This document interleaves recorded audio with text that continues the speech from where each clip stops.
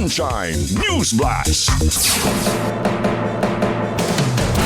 Sa uban pa mga detalye sa tamabalita lokal, mukabat sa 16 katawo ang samaron human sa hilabihang pagkabangga sa usa ka jeepney og sedan sa National Highway sa Sitio Sambag, Barangay Tuyan sa Naga City, Cebu kagahapon niadto Marso 9. Suma sa City of Naga Police Station, mihunong ang jeepney paingon sa Barangay Basak aron mosakay og pasahero sa apan kalit na banggaan kini sa usa ka sedan. Tungod ini natumba ang jeepney ug nadamay ang usa ka inahan nga dunay 3 ka anak, lakip ang usa ka masuso.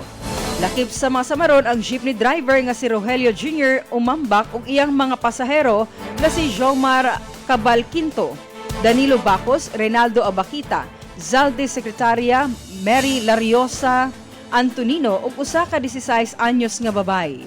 Samaron usab ang driver sa sedan nga si Wiljon Deresas Calago, kauban ang iyang pamilya ug 3 pa ka sibilyan nga naapil sa aksidente.